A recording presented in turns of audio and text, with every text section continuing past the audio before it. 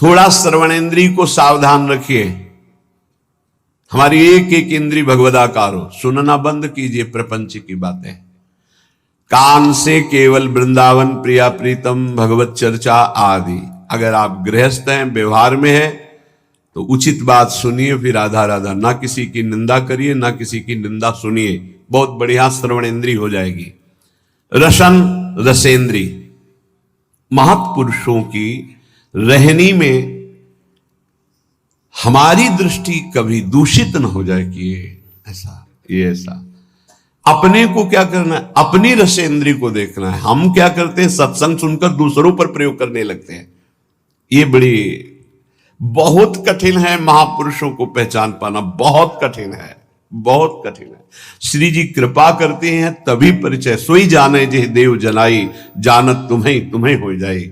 बहुत बहुत कठिन है। इसलिए कह रहा हूं कि संग किया बड़े बड़े ज्ञानी ब्रह्मबोध महापुरुषों का, और बड़ी ऊंचाई में बड़ी कृपा हुई। ज्ञान की सबसे बड़ी ऊंचाई ब्रह्मबोध, और प्रेम की सबसे बड़ी ऊंचाई सहचरी भाव। दोनों जगह के महापुरुषों का हरि की कृपा से, शिव की कृपा से ये संयोग बैठा। रसन रसेंद्री केवल श्री जी के प्रसाद की अनन्य होनी चाहिए, बस। ये महापुरुषों में देखा है, केवल श्री जी को भोग लगाओ, बस। कई बार देखा है गुरुदेव भगवान को, जैसे ऐसे कोई महत्पुरुष प्रसाद है, सब कभी नहीं देखा। महाराज ऐसे रखते तो कभी नहीं। रसिक अनन्य, लाडली जू के अनन्य, बस। न लाज तीन लोकन की, न वेद को कहो करे, जाके बल में सब सो तोरी, लोक वेद कुल काली।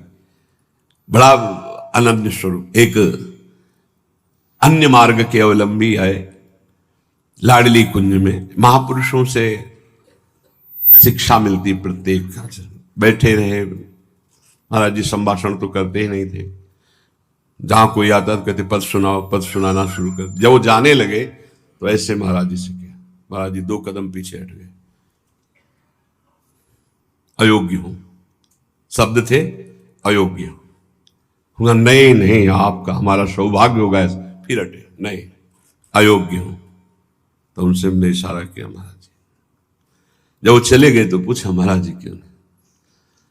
तो उनका सब भगवत स्वरूप है, पर जो हमारी श्री जी की सेवा में नहीं, आलिंगन नहीं कर सकते।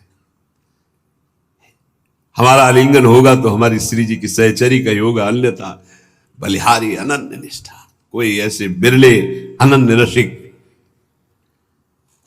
रसेंद्री ये केवल श्री जी के प्रसाद का ही स्वाद ले, चाहे जल हो चाहे भोजन। अगर चूक हो गई तो ध्रुवदास जी ने लिखा है कि अगर अमनिया आप लेते हो तो ताको बड़ो अपराध है, आपकी बुद्धि को रस क्षेत्र में नहीं जाने देगी। ये आजकल ऐसी बहिर्मुखता चल गई, बोतल खोली ऐसे खड़े खड़े पे। नहीं भाई, जल पीना, रुकिए आप। अगर आप वैष्णव हैं तो आपके पास झोली होनी चाहिए, गिलास होना चाहिए। आप ले लीजिए गिलास, उसको धोइए, जल भरिए, राधा वल्लभ लाल की जय, प्रभु जल पान कीजिए। भाव में 1 सेकंड लगता है, राधा राधा राधा, पान कर लिया। पानी भी बिना अर्पित किए हुए, बिना नाम लिए पानी। अपनी तो पद्धति है कि जब भोजन के लिए बैठते हैं तो पहले नाम कीर्तन होता है, फिर आचार्य गुरुजनों की जयकारा होती है, तब प्रसाद पाया जाता है। चलो आप लोग गृहस्थ हैं, इतना समय नहीं है, तो एक बार तो बोल दीजिए राधा वल्लभ लाल की जय और भगवद अर्पित कीजिए, फिर पाइए। अगर आप ऐसे प्रसाद पाएंगे तो आपकी रसेंद्री सार्थक हो जाएगी। नहीं, फंसाए है रसेंद्री। कितने घृणित हैं, शरीर के अंगों को खा रहे हैं। वो जिसे कहते हैं, वो फोड़ के देखो क्या लिबलिबा भरा है, दलित दुराए, उसको खा रहे, कह रहे हैं हम बहुत बलवान हो जाएंगे। अध्यात्म बल बड़ा होता है या शरीर बल बड़ा होता है? जीत के दिखाओ काम क्रोध लोभ मोह मद मत्सर को। ये भक्षा भक्ष खाने वाले जीत के दिखाओ तो तुम्हें महावीर समझे। अगर कोई जीता है आज तक इन शत्रुओं पर तो अध्यात्म बल से जीता, शारीरिक बल से तो रौंद देंगे तुम्हें। क्या शारीरिक बल? ये गिर चरण दे हनुमंता, चले उसगा पाताल तुरंता। जिम अमोघ रघुपति कर बाना, ये ही भांति चले हनुमाना। ये वीरता आती है, नाम भगवान का निरंतर चल रहा, सात्विक भगवत पार्षद में अध्यात्म बल से। हे इधर उधर जीव जंतुओं को उबाल करके बेचारे बलहीन पशुओं को भक्षण करना, इन राक्षसी वृत्ति से थोड़ी बल आता है। अभी रसेंद्री की तृप्ति के लिए भाग रहे, कौन बना रहा कोई मतलब नहीं। होश में रसेंद्री को शासन में नहीं रखोगे, भजन नहीं होने वाला। इधर उधर के भोजन पाओगे, भजन नहीं। बहुत कीमती मनुष्य जीवन में भगवत साक्षात्कार कर लो। सत्संग हो रहा केवल अध्यात्म के लिए, मनोरंजन की कथाएं नहीं है। इंद्रियों को संयम में रखिए, बचिए ऐसे आहार से जिसको तुम जानते नहीं, परिचय नहीं है तुम्हारा। बनाने वाला कौन है जिसको पता नहीं। बहुत सावधान। हमें लगता है कि बहुत जानकारी से, पहले कहा जाता था पानी पियो छान के गुरु करो जान के, ऐसे कहा। हमें अब लगता है उल्टा करना चाहिए, गुरु करो छान के, एक एक गुण और गुण की छानबीन करो पूरी, और पानी पियो जान के। कौन है, कहां का है, कैसे आचरण का है, कौन सा पानी दे रहा है, कौन सी गिलास में दे रहा है, उसी में शराब पिया उसी में पानी दे रहा है, बहुत जानकारी करके। सच्ची मानिए आज जो भजन में उन्नति नहीं और उसका कारण खान पान विभाग है। रुचि ही नहीं हो सकती ऐसे अपवित्र भोजन करने वाले को भगवान में। मन मानी तुम खाओ पियो, तुम खूब नाम भगवदाकार वृत्ति चले, ऐसा नहीं हो सकता। सावधान। रसेंद्री को संभालिए खान पान विभाग। अगर आप प्रतिग्रह लेंगे और धनियों की चाटुकारिता करेंगे, रसेंद्री में रहेंगे तो बांटगिरी करेंगे, भगवत चरणारविंद की भक्ति नहीं होगी। एक बार देखा, भ्रमण करने में मतलब बहुत उपलब्धियां प्राप्त होती हैं। सेठ जी गिरदा लगाए तखत में बैठे मूंगफली खा रहे हैं, प्रवचन करता आके चौकी पे बैठे हैं, उनको सुना रहे हो जी, बीच बीच में खोपड़ी।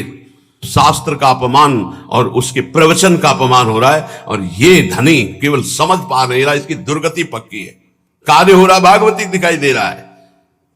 अरे उसको ऊंचे पे बैठा, तू नीचे बैठ, हाथ जोड़कर एकाग्रता पूर्वक मौन होकर के इस अमृत का पान कर। लेकिन रजोगुण धन ऐश्वर्य, और वो मूर्खतावश समझ नहीं रहा कि केवल लिफाफा 2100 5000 का मिलेगा, और ऐसे आचरण।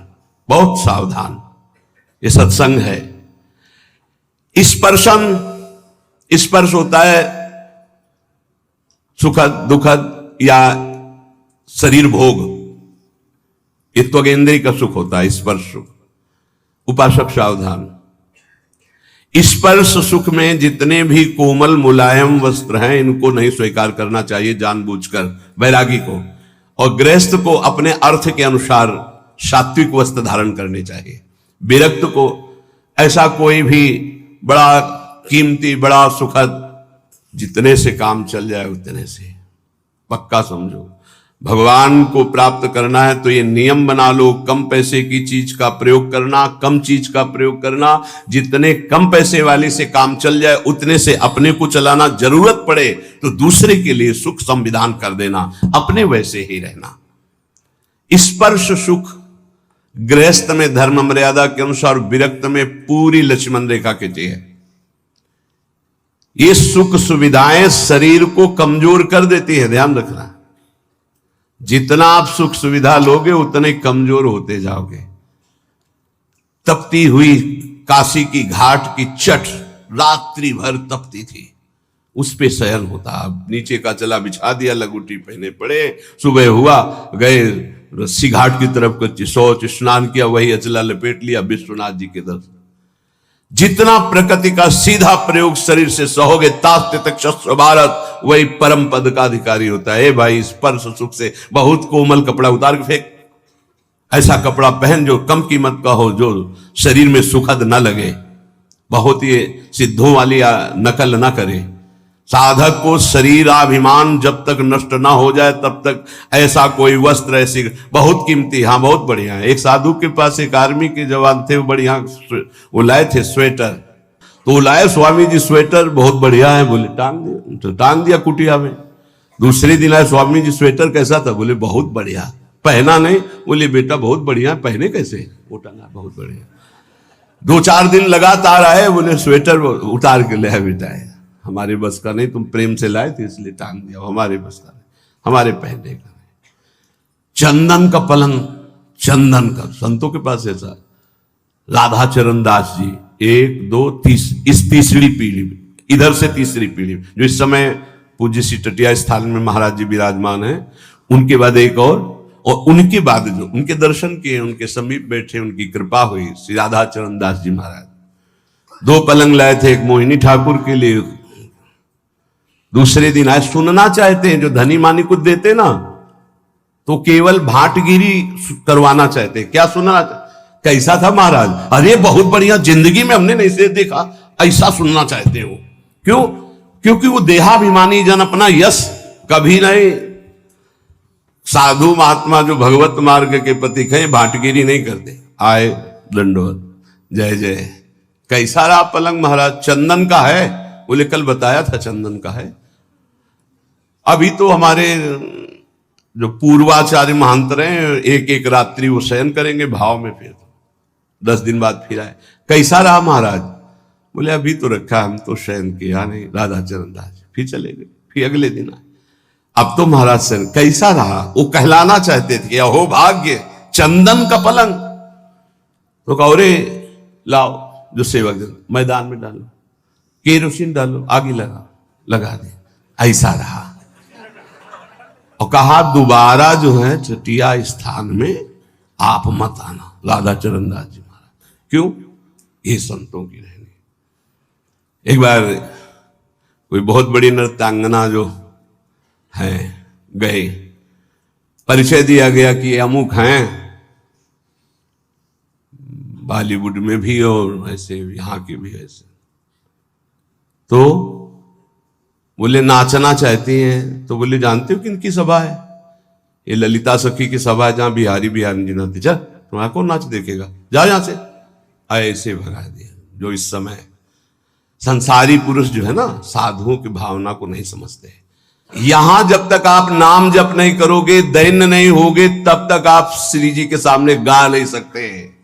यहां जो गायन बजायन अगर आप एक पद गा लिए हो ना, तो महारानी जी की बड़ी कृपा है। श्री जी का नाम नहीं, गुण नहीं चल, ये नहीं। तो यहां स्पर्शन, श्रवणेन्द्री, रसेंद्री, ये बहुत ध्यान देने योग्य बात है कि अपने को अपनी महारानी जू, अपने लाल जू, बस दूसरी चर्चा नहीं। जो दैन्य होके आया रोवा वहां, तो हमने देखा यहां पास हो गया। अहम जरा सा किया, हाँ, जहां मान गुमान लकुट लिए ठारी, डरपत कुंज बिहारी, वहां आप गा रहे हैं। ध्यान रखना, महारानी जू यहां विराजमान महारानी जू हैं। क्षणक घ्राण में एक क्षण भी कोई सुगंध ऐसी मत सूंघना जो प्रियालाल को अर्पित ना हो। अभी आने लगेगा प्रियालाल के प्रति ठसक हमारे माई श्यामा जू को राज। ये कोई भी सुगंध श्री जी को अर्पित है? हाँ, ओ भाग्य, श्री जी को अर्पित नहीं है। नहीं, हमें नहीं ऐसी सुगंध सूंघनी जो हमारी प्रियाजू ने पहले स्वीकार ना किया हो। हमारी घ्राणेन्द्री पतिव्रत धर्म की तरह, रसेंद्री, श्रवणेन्द्री, वाकेंद्री, कौपीनवंता खलु भाग्यवंता, कौपीन लगाए हुए हैं और पवित्र, परम पवित्र, ये जो प्रतिग्रह रहित तो वस्त्र हैं, परम पवित्र हैं, वो धारण। एक प्रार्थना है उपासकों से, जब तक आपका वस्त्र शरीर रक्षा के लिए समर्थ है, तब तक दूसरा वस्त्र मत लो। क्यों लेते हो?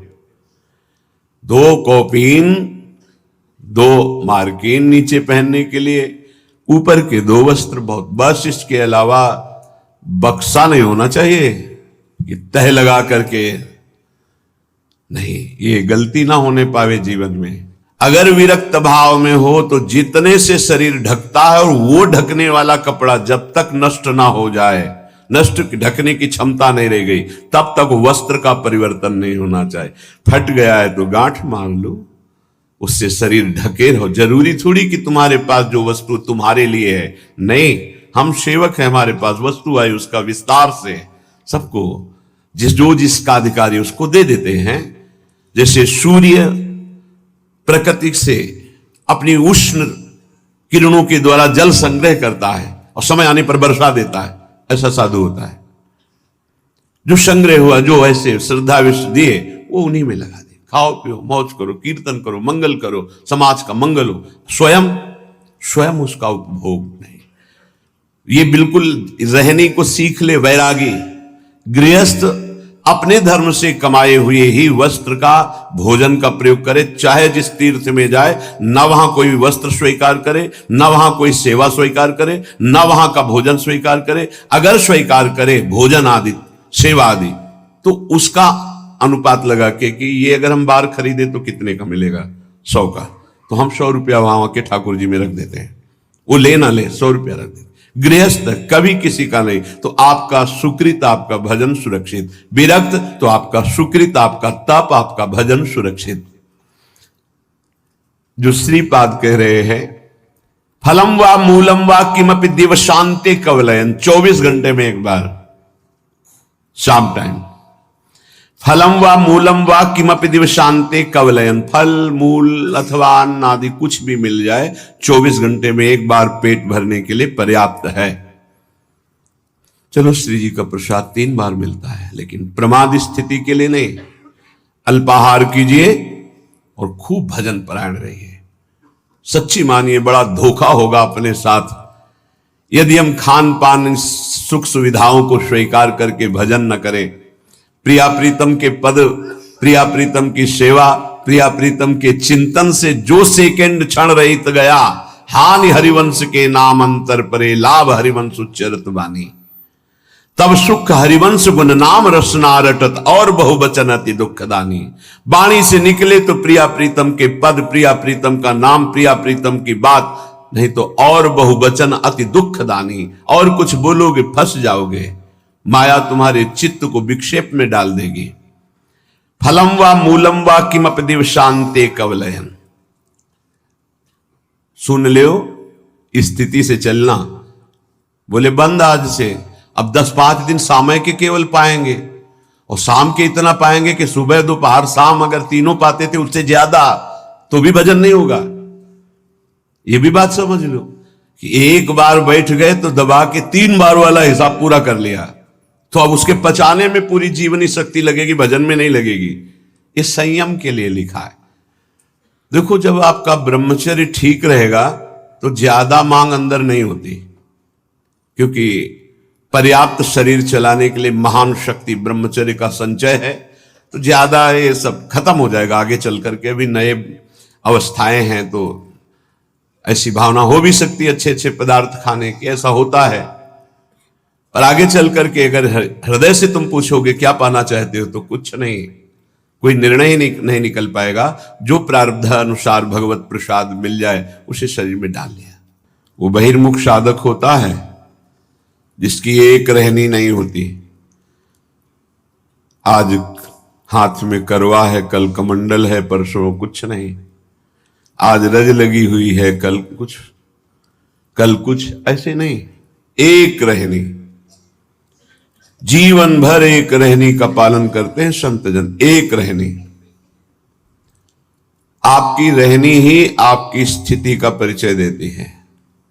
चंचल रहनी, आज कुछ कल कुछ, बोल कुछ रहा है, दिखावा कुछ है, आचरण कुछ है, व्यवहार कुछ, ये सब प्रपंच नहीं। बहुत धैर्यपूर्वक एक रहनी में 20 वर्ष चलना चाहिए।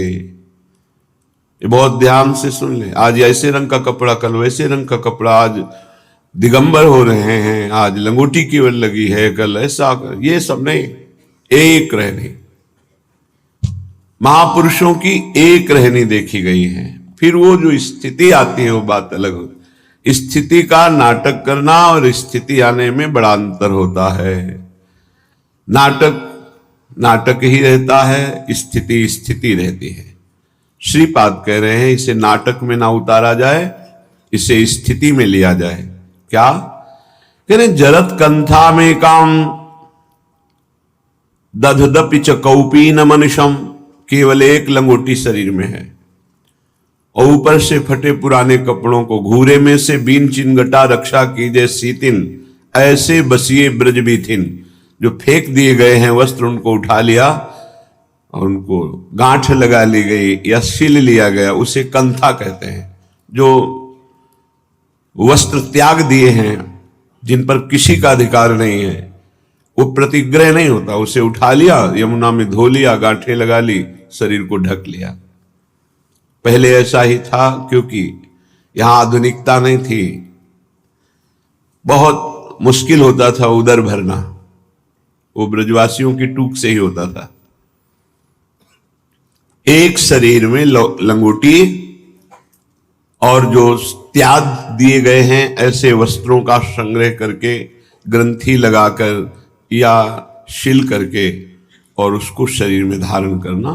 जरत कंथा में काम दधदपि च कौपी न मनुष्यम।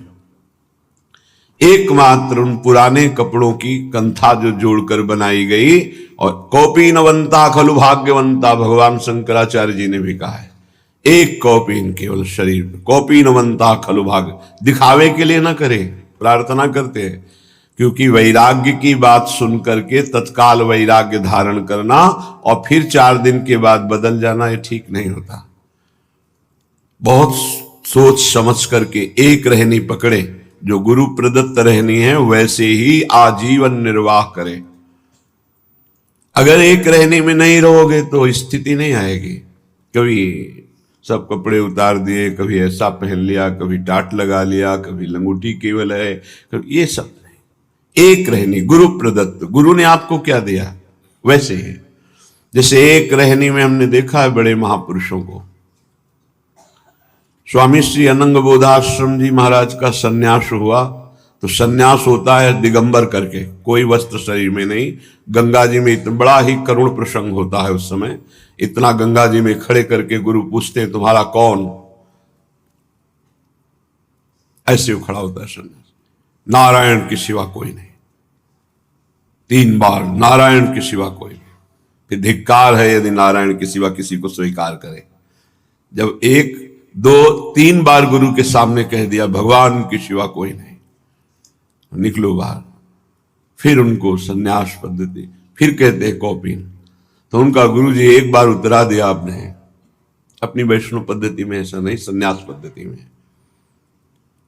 तो उनका लोक व्यवहार के, वो लोक कहां रह गया प्रभु, आपने जब कहा नारायण के सिवा कोई नहीं, तो अब मेरा लोक खत्म हो चुका है। ठीक है, तो चलो आश्रम।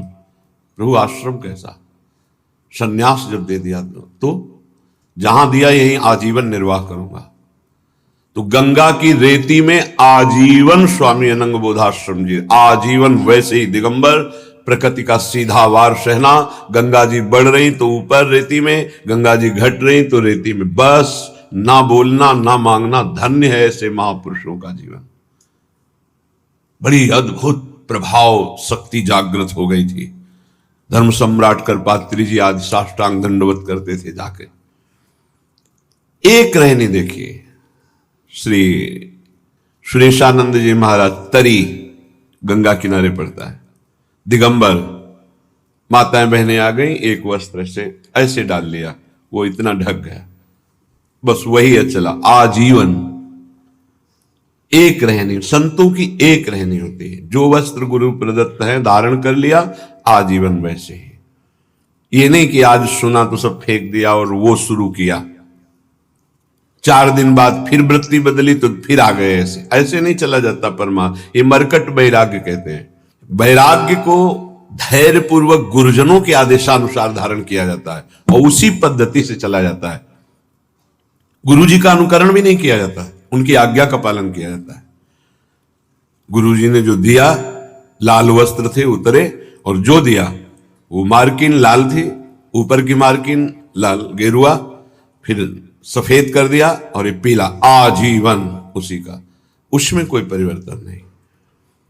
गुरुजी नीला पहने, काला पहने, पीला पहने, सब फेंक दें, हमें आदेश क्या करेंगे?